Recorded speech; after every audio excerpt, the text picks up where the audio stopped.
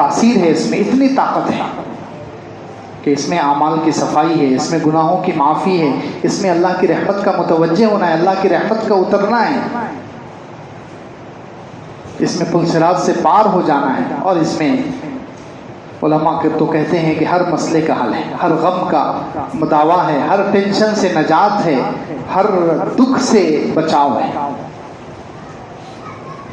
تاریخ میں ایک واقعہ لکھا ہوا ہے، ایک مسلمان کا، ایک سچے مسلمان کا، سچے مومن کا ایک عجیب واقعہ تاریخ کی کتابوں میں۔ پہلے زمانے میں مسلمانوں کی حکومت ہوتی تھی، تو مسلمانوں کے پڑوس میں بعض مرتبہ کوئی یہودی آ گیا، کوئی عیسائی آ گیا، کوئی غیر مسلم ہندو آ گیا، تو اس زمانے میں رہتے تھے۔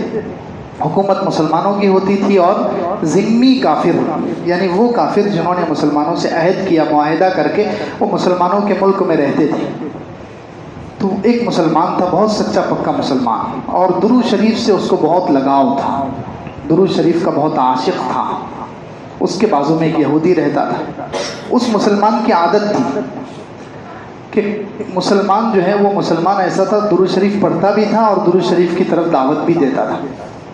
جو بھی اس کے پاس گئے، کسی بھی کام سے جائے، دین کے کام سے، دنیا کے کام سے، وہ جانے والا مسلمان ہو، غیر مسلم ہو، تو وہ سب سے پہلا جملہ اس سے کہتا کہ دیکھو بھائی، حضرت محمد صلی اللہ علیہ وسلم پر درود بھیجنے سے ہر دعا قبول ہوتی ہے، اور درود بھیجنے سے ہر حاجت اور مراد پوری ہوتی ہے۔ یہ جملہ اس کا تکیہ کلام تھا، جس کو کہتے ہیں بہت سارے لوگوں کو یہ تکیہ کلام، کوئی ایسا لفظ ہوتا ہے، خاص لفظ جو ان کو بولنے کی عادت ہوتی ہے، ہر 2-4 بات کے بعد وہ جملہ ان کے منہ سے نکلتا ہے۔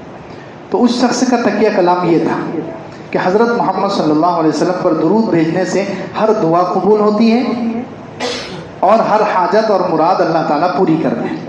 یہ اس کا تکیہ کلام تھا۔ جو بھی اس سے ملتا، پہلے شروع یہ بات اس سے کہتا، پھر دوسری باتیں کرتا۔ اب وہ یہودی جو تھا، اس کا پڑوسی، اس کو بار بار، چونکہ وہ پڑوس میں تھا، بار بار اس سے ملنا پڑتا، بار بار اس سے کچھ کام پڑ جاتا، واسطہ پڑ جاتا، ضرورت پڑ جاتی، تو وہ اس کے پاس آتا، اور یہ مسلمان تھا، ہر مرتبہ اس کے سامنے یہی جملہ۔ اب یہودیوں کو تو خاص چڑ ہے مسلمانوں سے، اور ہمارے نبی حضرت محمد صلی اللہ علیہ وسلم کے تو بہت خاص اور بڑے دشمن ہیں۔ اس کو بہت چڑ ہوتی کہ یہ محمد صلی اللہ علیہ وسلم کا نام میرے سامنے کیوں بار بار لیتا ہے۔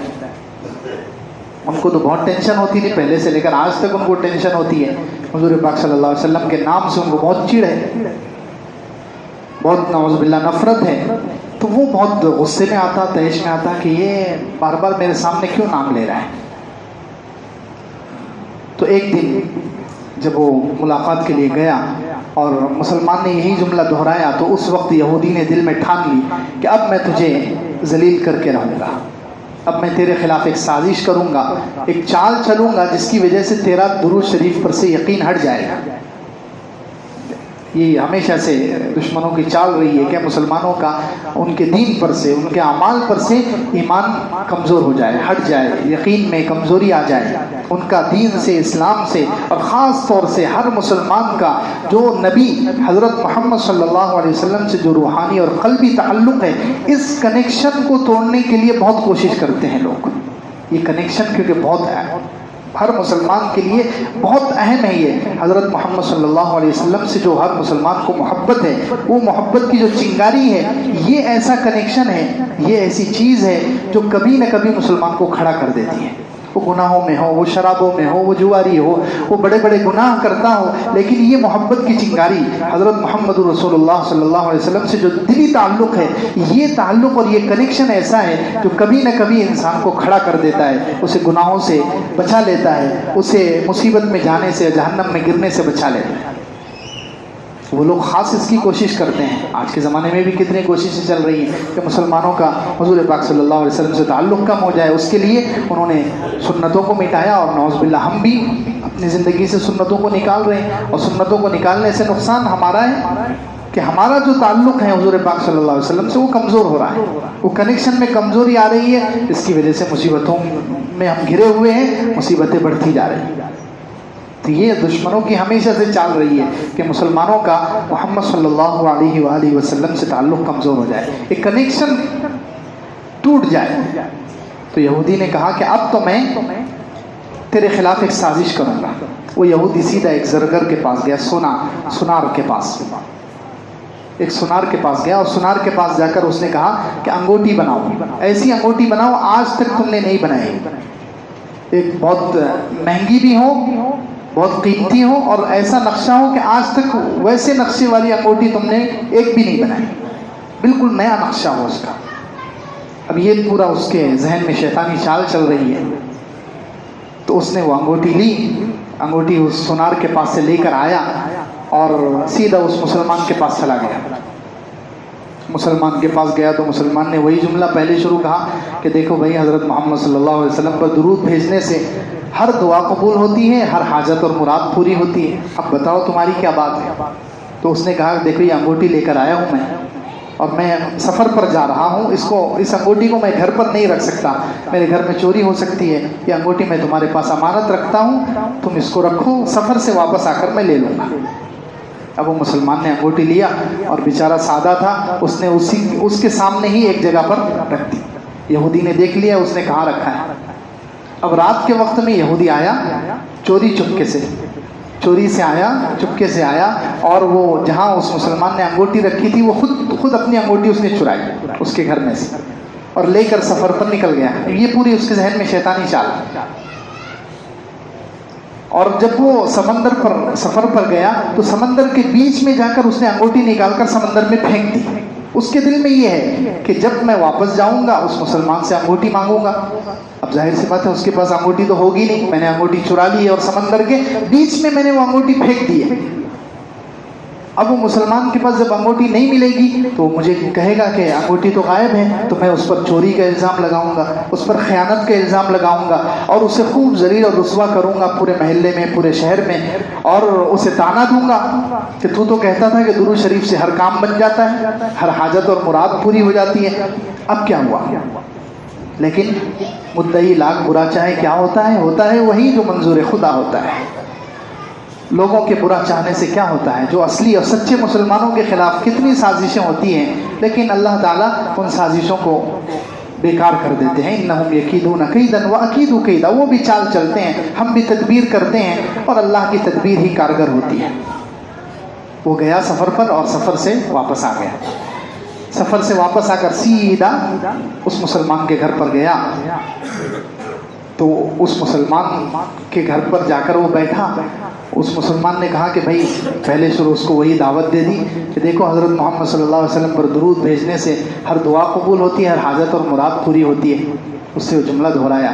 وہ یہودی دل میں سوچ رہا ہے کہ اب تھوڑی دیر کے بعد ہمیشہ کے واسطے تیری زبان سے یہ جملہ ختم ہو جائے گا، نعوذ باللہ، اب کبھی تیری زبان پر یہ جملہ نہیں آئے گا، کیونکہ میرا پلان اتنا شاندار ہے، میری تدبیر اتنی زبردست ہے کہ اب ہمیشہ کے لیے تیرا درود شریف پر سے یقین اٹھ جائے گا۔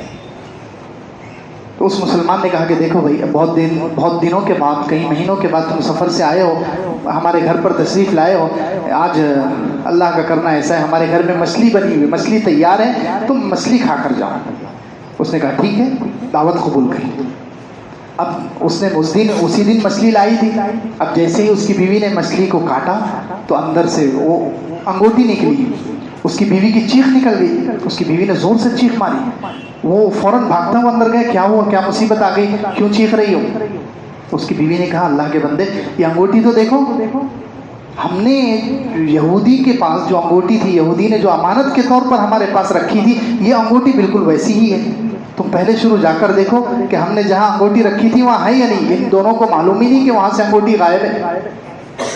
وہ فوراً مسلمان گیا، وہاں جا کر دیکھا تو وہاں سے تو انگوٹھی غائب ہے۔ بیوی کے پاس آ کر کہہ رہا ہے کہ چلو اللہ کا شکر ہوا، اللہ تعالیٰ نے بچا لیا، انگوٹھی مل گئی۔ وہ انگوٹھی لے کر آیا اور یہودی کے ہاتھ پر رکھ دیا کہ لے تیری انگوٹھی، یہ امانت تھی، رکھ لے۔ تو یہودی جیسے ہی دیکھا انگوٹھی تو اس کا تو رنگ اڑ گیا، اور وہ تو زارو قطار بلک بلک کر رو رہا ہے، زارو قطار رو رہا ہے کہ یہ کیا ہو گیا۔ اس نے کہا کہ فوراً مجھے غسل کی جگہ بتاؤ۔ یہ مسلمان کہہ رہے ابھی یہ غسل کا کیا وقت ہے، غسل کی یہاں ابھی غسل کرنے کی اتنی کیا ضرورت ہے۔ اس نے خیر غسل کی جگہ بتائی، وہ غسل کر کے آیا اور فوراً اس نے اشہد ان لا الہ الا اللہ وان محمد رسول اللہ کلمہ پڑھا، مسلمان ہو گیا۔ بعد میں اس मुसलमान ने उससे पूछा भाई क्या बात है, तुमने ये अंगूठी मैंने ला कर दी, उस पर तुमने कलमा क्यों पढ़ा? तो उसने कहा भाई असल ये है कि ये मेरी साजिश थी, ये जो अंगूठी तुमने रखी थी मैंने तुम्हारे पास अमानत के तौर पर जहाँ रखवाई थी मैंने वहाँ से चोरी कर ली थी, और मुझे असल में तुम्हें जलील करना था और तुम्हारा दुरूद शरीफ पर से यकीन हटाना था, इस वजह से मैंने ये काम किया था। लेकिन वाक़ईतन दुरूद शरीफ ऐसी चीज़ है जो इंसान को हर मुसीबत से बचा सकती है, हर हाजत उसकी पूरी कर सकती है। तुम्हारे दुरूद शरीफ की बरकत से अल्लाह ताला ने ये सबब बनाया कि तुम आज मछली लाने के लिए गए और मछली के पेट में वही अंगूठी आ गई, और तुमने वो अंगूठी, हालांकि मेरा जो प्लान था बहुत ज़बरदस्त था, वो तुम्हें रुस्वा करने के लिए था, लेकिन अल्लाह जिसे रखे उसे कौन रखे। अल्लाह रब्बुल इज़्ज़त तो बचाने के असबाब कैसे करते हैं इंसान सोच भी नहीं कर सकता। तो ये दुरूद शरीफ की बरकत है कि दुरूद शरीफ वो पढ़ता था और दुरूद शरीफ पर उसको यकीन भी था और दूसरों को दावत भी देता था दुरूद शरीफ की, तो अल्लाह रब्बुल इज़्ज़त ने उसकी लाज रख ली और उसकी बरकत से उसने, यहूदी ने इतनी शानदार चाल चली थी लेकिन अल्लाह ताला ने उसकी चाल को फेल कर दिया, और उस दुरूद शरीफ की बरकत से यहूदी को इस्लाम की तौफीक भी मिल गई। तो दुरूद शरीफ में तासीर ही ऐसी है, ये अमल ऐसा है, इतना प्यारा अमल अल्लाह रब्बुल इज़्ज़त ने दिया है। इसलिए बस एक हदीस सुने और आज सब इरादा करके उठेंगे इंशाल्लाह इस हदीस पर हम अमल करें। हुज़ूर पाक सल्लल्लाहु अलैहि वसल्लम की हदीस है, आप सल्लल्लाहु अलैहि वसल्लम फरमाया मन सल्ला अलैया 10 मर्रातिन हीन युस्बिह व हीन युमसी अदरकतहु शफाअती यौमल क़ियामा औ कमा क़ाल अलैहि सल्लतु वस्सलाम। हुज़ूर सल्लल्लाहु अलैहि वसल्लम फरमाया कि जो शख्स सुबह और शाम 10 मरतबा, सिर्फ कितनी मरतबा? 10 मरतबा सुबह और शाम मुझ पर दुरूद भेजता है, क़यामत के दिन ज़रूर उसको मेरी शफाअत मिलेगी। सिर्फ 10 मरतबा दुरूद शरीफ, कम से कम इतना तो इरादा कर लें कि अल्लाह के रसूल सल्लल्लाहु अलैहि वसल्लम के हम पर इतने एहसानात हैं, तो हम अगर ज़्यादा नहीं हो रहा है, जो 100 मरतबा पढ़ते हैं, 200 मरतबा पढ़ते हैं, वो तो जारी रखें, उसको बढ़ाने की कोशिश करें, लेकिन जो नहीं पढ़ते हैं वो कम से कम 10-10 मरतबा सुबह और शाम पढ़ने की कोशिश करें। अल्लाह रब्बुल इज़्ज़त अमल की तौफीक